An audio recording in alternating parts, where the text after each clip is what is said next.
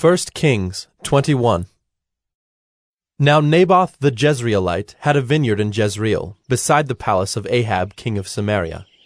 And after this, Ahab said to Naboth, "Give me your vineyard, that I may have it for a vegetable garden, because it is near my house, and I will give you a better vineyard for it. Or, if it seems good to you, I will give you its value in money." But Naboth said to Ahab, "The Lord forbid that I should give you the inheritance of my fathers." And Ahab went into his house vexed and sullen because of what Naboth the Jezreelite had said to him. For he had said, "I will not give you the inheritance of my fathers." And he lay down on his bed and turned away his face and would eat no food. But Jezebel his wife came to him and said to him, "Why is your spirit so vexed that you eat no food?" And he said to her, "Because I spoke to Naboth the Jezreelite, and said to him, 'Give me your vineyard for money, or else, if it please you, I will give you another vineyard for it.' And he answered, 'I will not give you my vineyard.'" And Jezebel his wife said to him, "Do you now govern Israel? Arise and eat bread, and let your heart be cheerful. I will give you the vineyard of Naboth the Jezreelite." So she wrote letters in Ahab's name and sealed them with his seal. And she sent the letters to the elders and the leaders who lived with Naboth in his city.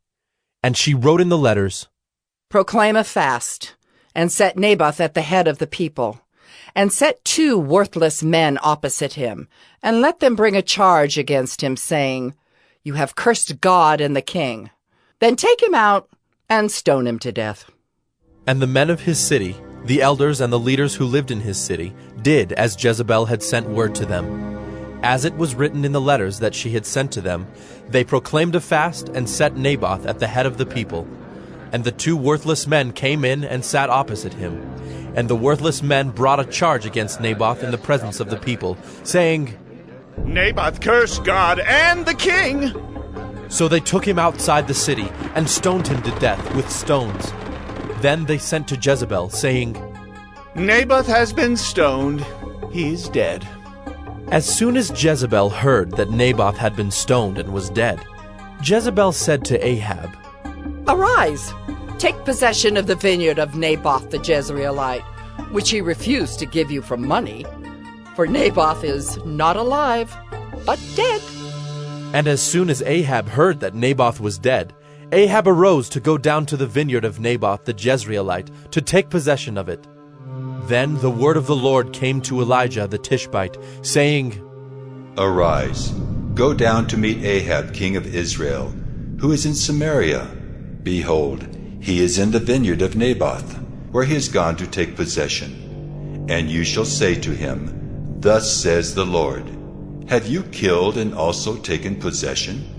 And you shall say to him, 'Thus says the Lord, in the place where dogs licked up the blood of Naboth, shall dogs lick your own blood.'"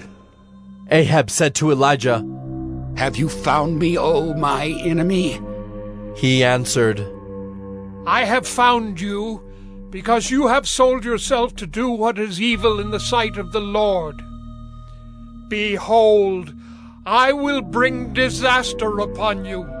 I will utterly burn you up, and will cut off from Ahab every male, bond or free, in Israel.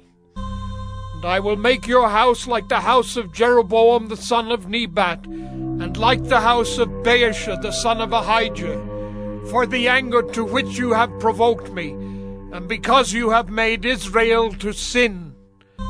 And of Jezebel the Lord also said, 'The dog shall eat Jezebel within the walls of Jezreel.' Anyone belonging to Ahab who dies in the city, the dog shall eat.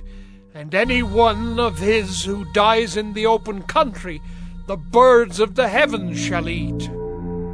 There was none who sold himself to do what was evil in the sight of the Lord, like Ahab, whom Jezebel his wife incited. He acted very abominably in going after idols, as the Amorites had done, whom the Lord cast out before the people of Israel.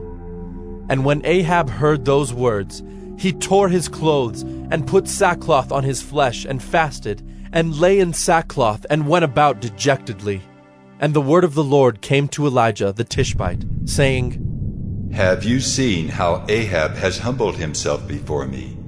Because he has humbled himself before me, I will not bring the disaster in his days, but in his son's days I will bring the disaster upon his house.